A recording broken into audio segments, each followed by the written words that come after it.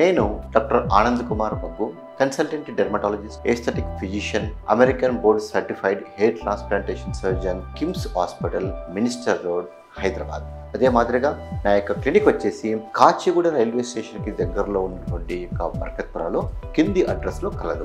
చాలా మంది బట్టతలతో సఫర్ అవుతూ ఉంటారు. కానీ ఈ బట్టతల ఎందుకు వస్తుందో తెలుసా అంటే, ఆ బట్టతల గురించి ఎందుకు వస్తుందో తెలుసుకోవాలనుకుంటే ముందు మనం వెంట్రుకల గురించి తెలుసుకోవాలి. హెయిర్స్ ముఖ్యంగా ఉన్నటువంటి హెయిర్స్ని వాటి యొక్క థిక్నెస్ ఆధారంగా ముఖ్యంగా 3 రకాలుగా విభజించారు. ఒకటి టర్మినల్ హెయిర్స్, రెండోది ఇంటర్మీడియట్, మూడోది వెల్లస్ హెయిర్స్. టర్మినల్ హెయిర్స్ అంటే 60 మైక్రోమీటర్ కంటే అధికంగా థిక్నెస్ ఉంటే దాన్ని టర్మినల్ హెయిర్స్ అని చెప్పేసి, వెల్లస్ హెయిర్స్ అంటే 30 మైక్రోమీటర్ థిక్నెస్ కంటే తక్కువగా ఉంటుందని వెల్లస్ హెయిర్స్ అని చెప్పేసి, 30 to 60 మధ్య ఉంటుందాన్ని ఇంటర్మీడియట్ హెయిర్స్ అని చెప్పేసి అంటూ ఉంటాం. మన యొక్క స్కాల్ప్లో కనిపించే వెంట్రుకలు మొత్తం కూడా థిక్గా ఉన్నటువంటి వెంట్రుకలు కనుక అవన్నీ కూడా టర్మినల్ హెయిర్స్ కిందగా భావించవచ్చు. తర్వాత ప్యూబర్టీ యుక్త వయసు వచ్చేదానికంటే ముందుగా అప్పుడు ఫేస్ పైన చిన్న వెంట్రుకలు ఉంటాయి కదా, అవన్నీ కూడా వెల్లస్ హెయిర్గా మనం భావించవచ్చు. అయితే బట్టతల ఎందుకు వస్తుంది అని తెలుసుకునే ముందు హెయిర్ థిక్నెస్తో పాటు అసలు మన హెయిర్ సైకిల్ గురించి కూడా తెలుసుకోవాలి. హెయిర్ సైకిల్ గురించి ఇంతకుముందు చాలా వీడియోలు చెప్పడం జరిగింది. అయినప్పటికీ ఈ యొక్క బట్టతల ఎందుకు వస్తుందో అర్థం కావాలంటే మనం ఒక హెయిర్ సైకిల్ని కూడా కొద్దిగా అర్థం చేసుకోవాలి.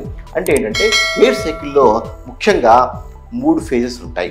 దీనిని అనాజన్ ఫేజ్ అని, కెటాజన్ ఫేజ్ అని, టీలోజన్ ఫేజ్ అని చెప్పేసి అంటూ ఉంటాం. అంటే ప్రతి ఒక్క వారిలో కూడా ఈ తలలో ఉన్నటువంటి వెంట్రుకలు మొత్తం కూడా ఫేజ్ ప్రకారంగానే హెయిర్స్ అనేటువంటివి డెవలప్ అవుతాయి. అయితే అనాజన్ ఫేజ్ని మనం గ్రోయింగ్ ఫేజ్ అని చెప్పి అంటూ ఉంటాం. మనకు కనిపించేటువంటి వెంట్రుకల లోపల 85 నుంచి 90% అనాజన్ ఫేజ్లోనే ఉంటాయి. అనాజన్ ఫేజ్ డ్యూరేషన్ వచ్చేసి ఒక 3 to 5 years ఉంటుందన్నమాట.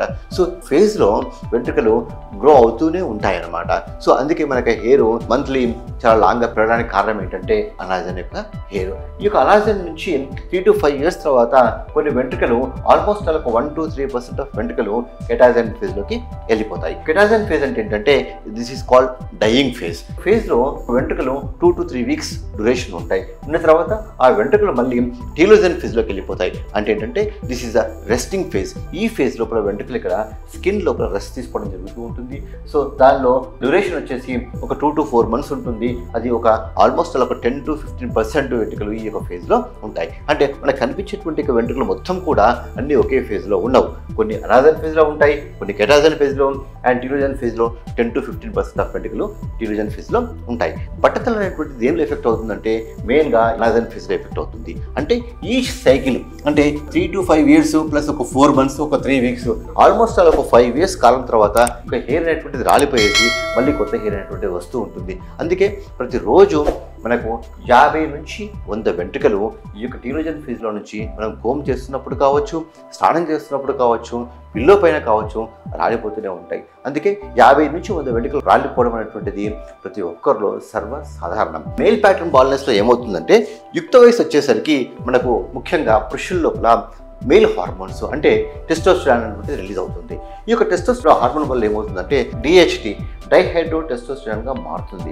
ఇది మారేసి ఎవరికైతే బట్టతల రావాలన్నటువంటి జీన్స్ వచ్చి ఉంటాయనుకోండి, అది ఇద్దరు పేరెంట్స్ నుంచి రావచ్చు. జీన్స్ వచ్చినటువంటి వాళ్ళ లోపల ఏమవుతుందంటే హార్మోన్ వచ్చేసి తలలో ఉన్నటువంటి ఈ యొక్క అనాజన్ ఉన్నటువంటి వెంట్రుకల మీద పనిచేయడం జరుగుతూ ఉంటుంది.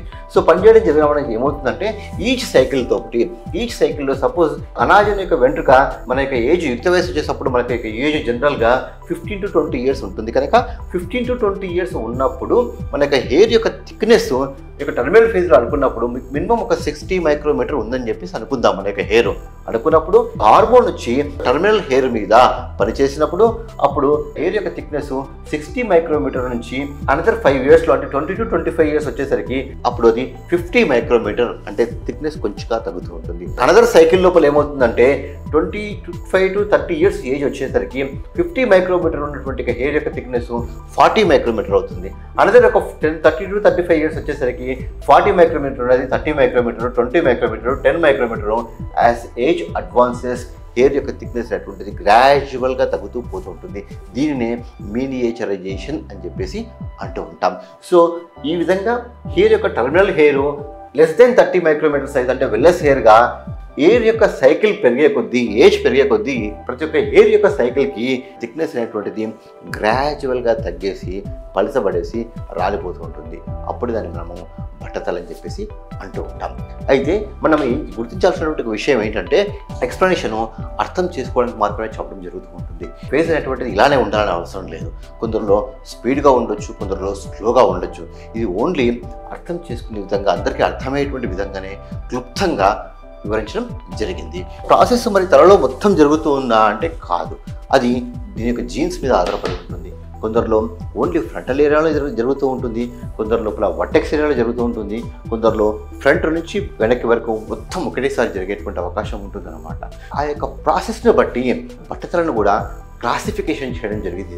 దాన్నే నార్వుల్డ్ హ్యామిల్టన్ క్లాసిఫికేషన్ అని చెప్పేసి అంటూ ఉంటాం. ఈ యొక్క క్లాస్ ఎందుకంటే ప్రపంచంలో చాలామంది యొక్క ట్రైకాలజిస్టులు కావచ్చు, హెయిర్ ట్రాన్స్ప్లాంటేషన్ సర్జన్స్ కావచ్చు, అందరూ కూడా ఫాలో అయ్యేటువంటి క్లాసిఫికేషన్ ఏంటంటే నార్వుల్డ్ హ్యామిల్టన్ క్లాసిఫికేషన్. మరి మీరు ఏ క్లాసిఫికేషన్లో ఉన్నారో, మీ యొక్క బట్టతల యొక్క టైప్ ఏంటి అని తెలుసుకోవడం కోసం నెక్స్ట్ వీడియో చూడండి.